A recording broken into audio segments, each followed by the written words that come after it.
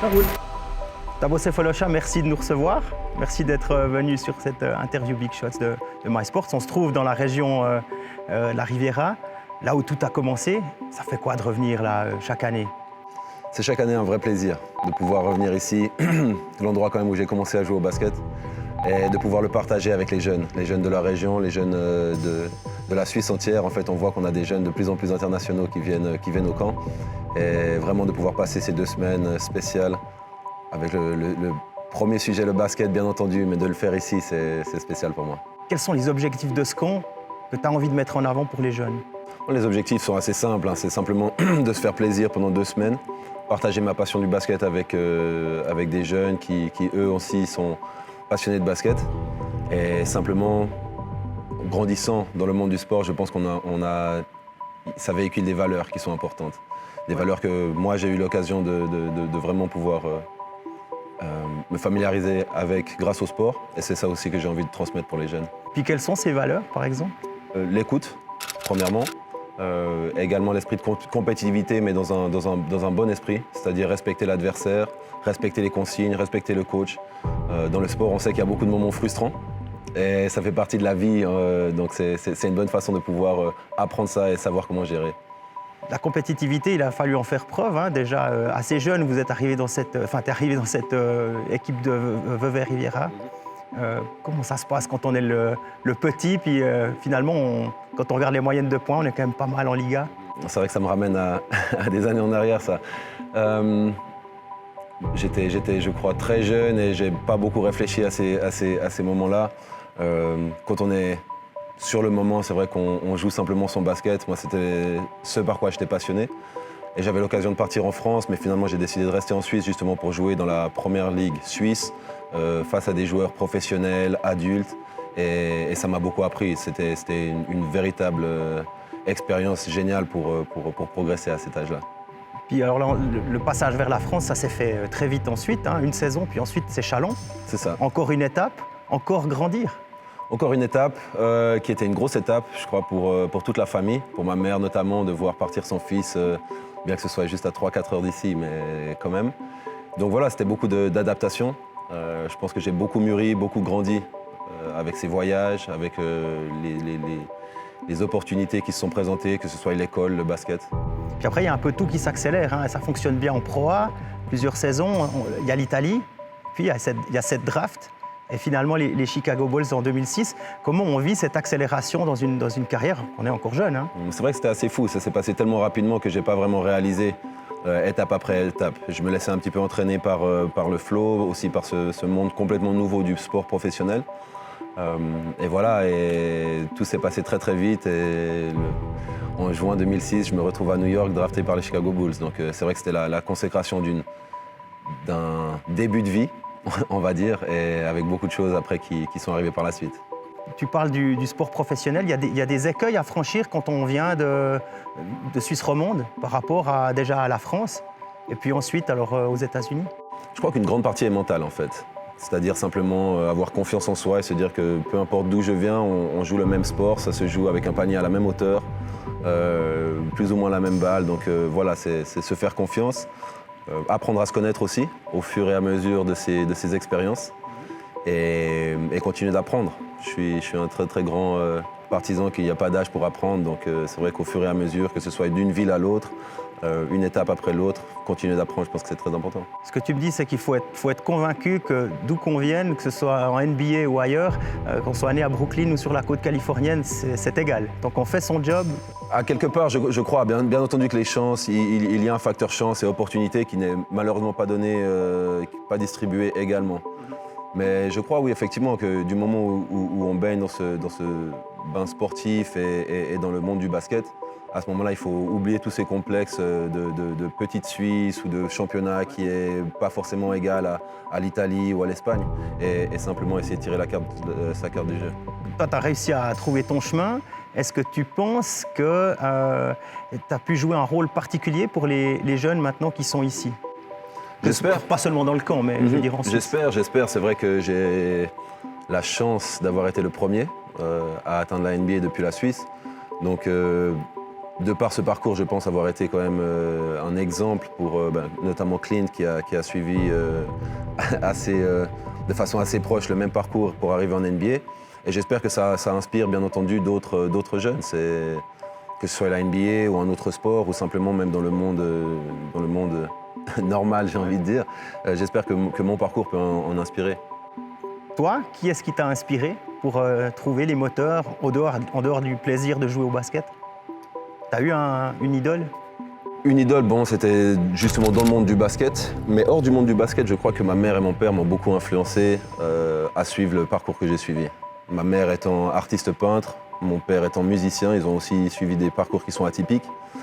Et de voir mes parents suivre leur passion et être remplis par ce qu'ils font, je pense que c'est ça aussi qui m'a attiré vers ce basket et de me dire j'ai envie d'en faire un métier, j'ai envie de faire de ce sport quelque chose que je peux vraiment faire tous les jours. Et très souvent en Suisse, hein, si on réfléchit à ce que tu nous dis, les parents sont un peu réticents et disent ah, tu fais l'école puis ensuite on verra pour ton sport, comme si ça devait forcément passer. Est-ce que tu penses que ta carrière peut faire un peu changer les mentalités? Je pense que c'est les structures, les infrastructures qui pourraient faire changer les mentalités. Et de par ma carrière, j'espère pouvoir aider aussi éventuellement à rediriger un petit peu ce sport pour qu'il apporte à plus d'opportunités et en tout cas qu'il attire un peu plus de jeunes à un niveau professionnel. Mais c'est vrai que depuis la Suisse, c'est compréhensible parce que c'est vrai que les opportunités sont minces. Ma mère aussi m'a fait comprendre très tôt que c'était très important les études. On n'est jamais à l'abri d'une blessure et puis simplement, c'est vrai qu'on ne sait jamais où est-ce que ce genre de chemin peut nous apporter. Donc les études étaient très importantes pour moi aussi. L'autre point important que tu as déjà abordé, et tu le redis régulièrement, je me souviens d'une interview en fin de saison, pas saison celle d'avant, en parlant de Ricky Rubio, tu disais mais 60 à 70% de ce que tu arrives à fournir comme performance, c'est de la confiance en soi. Comment tu peux expliquer ça? Je crois que c'est vrai dans la vie en général. Si on a confiance en soi, si on pense à des choses qui sont positives et qui vont dans le sens d'une réussite, je crois qu'en général, après, les éléments se mettent en place pour aller vers cette direction. Donc, moi, je l'ai vu plusieurs fois dans ma carrière et c'est vrai qu'en général, les joueurs qui ont beaucoup de confiance jouent de mieux en mieux, en fait. C'est l'effet un peu boule de neige. Et puis, est-ce que c'est aussi utile hors du parquet? Parce qu'on sait, typiquement aux États-Unis, être un sportif de haut niveau dans les quatre grandes ligues, on va dire, que ce soit le basket, le hockey, le baseball ou encore le foot, c'est quelque chose de spécial. On vous reconnaît partout. Enfin, il faut encaisser ce choc-là. Comment ça s'est passé pour toi? Je crois de par les valeurs que mes parents aussi m'ont inculquées, ça a été quelque chose que j'ai réussi à gérer plutôt bien. Aux États-Unis, on entend beaucoup parler d'histoire et c'est vrai même moi, j'ai eu l'opportunité de voir d'assez proches des gens à qui ça fait tourner la tête. Mais enfin voilà, je pense que c'est une histoire de valeur et une histoire de personnalité. Moi, personnellement, je sais d'où je viens, je sais aussi pourquoi j'ai joué au basket. C'était pas forcément pour les strass et les paillettes, mais vraiment pour pouvoir m'épanouir et me lancer ce challenge à moi-même. Donc, à aucun moment, je me suis vu, je crois, plus grand que je le suis. On a parlé des étapes françaises, italiennes, mais en NBA, il y a aussi des étapes. On arrive avec un contrat de rookie à Chicago, puis ensuite, il y a ce passage à OKC où là, on est déjà quelqu'un d'autre, on vient te chercher. Comment tu vis ce changement de statut? C'est vrai qu'au départ, dans cette carrière NBA, on a un souci de garder sa place. C'est-à-dire, voilà, j'ai atteint ce but, mais il y a 400 autres joueurs et peut-être 5000 derrière qui poussent pour avoir ma place. Donc, pour moi, en tout cas, ça a été vraiment de solidifier ma place, trouver mon rôle dans une équipe. Et c'est vrai qu'Oklahoma m'a complètement permis de m'épanouir et de vraiment solidifier ce rôle au sein de l'équipe où on a atteint quand même la finale, malheureusement perdu, mais quand même atteint la finale. Donc vraiment, on avait une bonne dynamique et j'ai réussi à tirer mon épingle du jeu et à me faire connaître pour mes qualités. Et c'est ça, je pense, qui m'a vraiment permis aussi d'étendre ma carrière aussi longtemps. On parlait de la finale de 2012 rapidement, là. Westbrook-Sefolosha, c'était quelque chose d'assez extraordinaire. Et puis quand on voit, toi tu es toujours dans cette ligue, tu continues de livrer la marchandise. Russell Westbrook lui a encore pris de l'envergure. Typiquement, ce qui se passe maintenant, pas seulement son transfert à lui, mais la folie des transferts à NBA, ça a complètement changé depuis le moment où tu es arrivé. C'est fou. C'est une ligue qui est en pleine expansion alors qu'elle était déjà tout en haut des charts pour les ligues américaines. Mais c'est vrai qu'elle est en train de s'étendre sur le monde entier. Et ça se voit sur l'explosion des contrats publicitaires, la vitesse aussi à laquelle les joueurs changent d'équipe. On sent qu'il y a beaucoup d'excitation autour. Et autant les joueurs que les propriétaires d'équipe, je pense, sentent qu'on est à un tournant et que c'est en train vraiment de prendre une ampleur assez folle. Il y a certains tournants aussi dans une carrière, typiquement les blessures à gérer, c'est aussi des moments, j'imagine, compliqués. Alors il y a eu cette blessure qui sort complètement du cadre sportif en 2015. Comment on digère ça? Et puis on reste concentré sur le sportif, on essaye de mettre son mécontentement de côté, comment ça fonctionne? Ça n'a pas été facile, c'est vrai que c'était une expérience que j'aurais jamais pu m'imaginer vivre. Et j'ai été lancé dans cette expérience vraiment contre moi et c'était... Bien entendu, dans la carrière sportive, ça m'a bloqué pendant 6-7 mois, avec des séquelles après qui durent pendant plusieurs années. Donc voilà, on apprend à l'accepter. En tant que compétiteur, on pousse son corps pour voir jusqu'à où on peut aller, est-ce qu'on peut récupérer. Et voilà, je pensais mentalement aussi, bien entendu, que ça laisse des séquelles et ça m'a permis en fait de réévaluer un petit peu ce côté sportif et relativiser les choses au niveau sportif. Au niveau sportif, on se blesse aussi quand on joue, hein, ça c'est différent, ça fait partie du jeu. Ça t'est arrivé en fin de saison, pas cette saison, celle d'avant, où tu arrivais au terme de la première année avec le Jazz. C'est plus facile, plus difficile de revenir à 34-35 ans que si on se blesse quand on a 25? Moi j'ai eu la chance de ne pas connaître de grosses blessures jeunes. C'est vrai que les 2 opérations que j'ai eues sont arrivées tard dans ma carrière, mais je peux imaginer que c'est beaucoup plus compliqué. C'est vrai que le corps, le métabolisme ne fonctionne plus exactement la même chose, bien qu'on est encore, je suis encore jeune et puis mon corps va bien, mais c'est vrai qu'on le sent, on sent la différence quand on est dans la vingtaine et tout d'un coup on arrive dans la trentaine avec 12 saisons à une centaine de matchs, on commence à le sentir. Ouais. Et puis du coup on pousse un petit peu plus sur l'expérience, puis un petit peu moins sur la vitesse, l'explosivité. Exactement, c'est là où ça compense et ça permet d'élonger la carrière. Allonger la carrière, c'est un petit peu ton actualité maintenant, 2 saisons au Jazz. Free agent, maintenant, comment ça va se passer? Quelles sont les options que tu as en tête? Pas sans donner de club, évidemment. Les options en tête, c'est une équipe qui est compétitive. C'est vrai que ce serait magnifique de pouvoir combler la carrière sur un titre. Donc forcément, j'essaye un petit peu de voir et de prendre mon temps sur cette décision. La décision est également une décision qui, au jour d'aujourd'hui, se prend plus avec le souci aussi que la famille soit confortable. Autant mes filles que ma femme, que ce soit une ville qui leur plaît, où elles peuvent s'épanouir et être bien autant dans l'école que dans le travail pour ma femme. Donc c'est une décision qui se prend à plusieurs niveaux. Pour l'instant, le but c'est quand même de rester en NBA, encore une année ou 2, et si possible revenir avec une bague. Ah, ça, ce serait magnifique. Ça serait magnifique. Revenir d'ailleurs, là tu parles, un jour ou l'autre, une carrière d'athlète professionnel, elle s'arrête. Alors, plus tard possible, on voit encore, on imagine Nowitzki par exemple, voilà, par exemple. Mais qu'est-ce que tu as en tête pour la suite? Rester aux États-Unis, vivre en Suisse, est-ce que tu as déjà des plans? J'ai tellement d'attaches en Suisse, et c'est vrai que depuis 15 ans maintenant à l'étranger, la Suisse commence à me manquer. Donc une fois que j'aurai terminé le basket, je me vois bien rentrer en Suisse et continuer de faire les camps, de travailler pour aider le basket, pour aider les jeunes en Suisse et bien sûr d'autres projets également.